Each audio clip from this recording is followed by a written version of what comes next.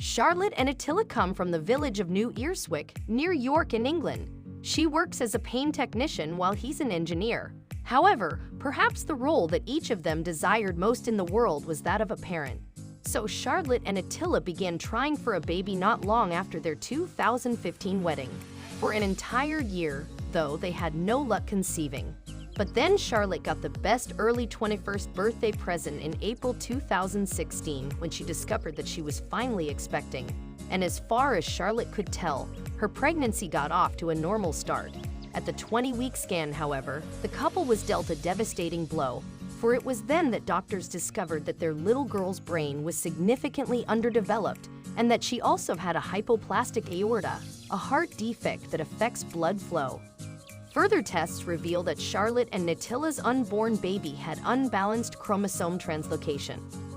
This genetic condition causes two chromosomes to switch, leading to missing and extra genes.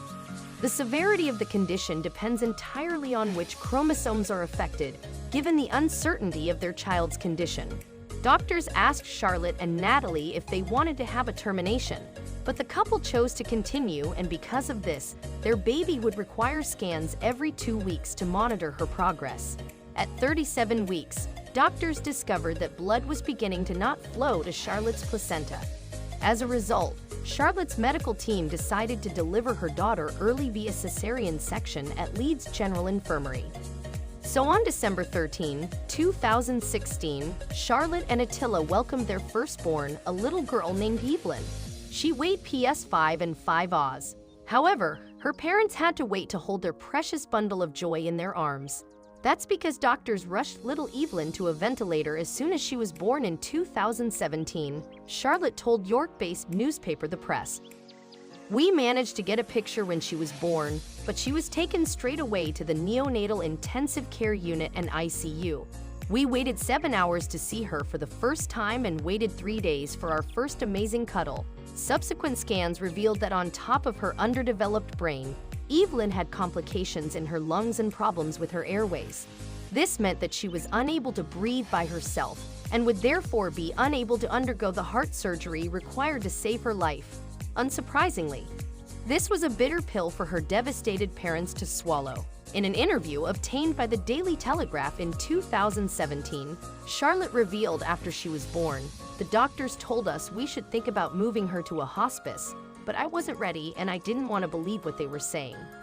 As the days passed, however, Charlotte and Attila realized that the hospice was the best place for their little girl to die.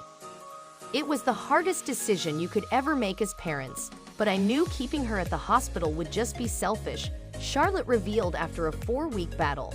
Evelyn passed away in January 2017 at the Martin House Hospice in Wetherby. Before her death, her mom and dad got to cuddle their little girl properly for the first time. Then just 1 hour later, the infant died in the mother's arms. But while their baby had passed, Charlotte and Attila didn't have to say goodbye just yet.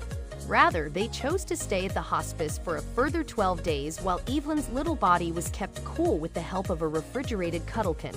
During these precious days, the grieving parents were able to cuddle their tot and take her for walks around the hospice garden.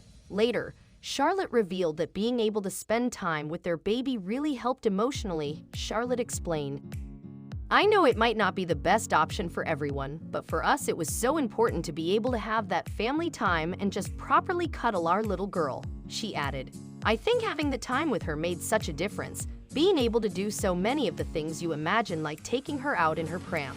After their 12 days at the hospice, Charlotte and Nutella brought Evelyn home for 4 days before her funeral. "I was really nervous about bringing her home because I didn't know if it would feel right. But it was so nice to have her there, and it wasn't just for us but for Evelyn. So she got to come home," Charlotte said.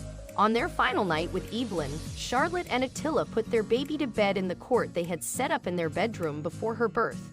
The next day, they led Evelyn to rest, and although the funeral was difficult for her parents to bear, Charlotte took some comfort in the fact that her daughter was now in a better place after Evelyn's death. Her parents have worked hard to honor her memory by raising awareness of infant mortality and the options such as the Cuddle Cot open to grieving parents.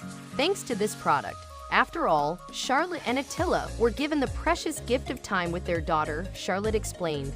So many people have never heard of parents being able to spend that time with their babies, and other mothers reached out to me saying they think it would have helped. So I really want to raise awareness.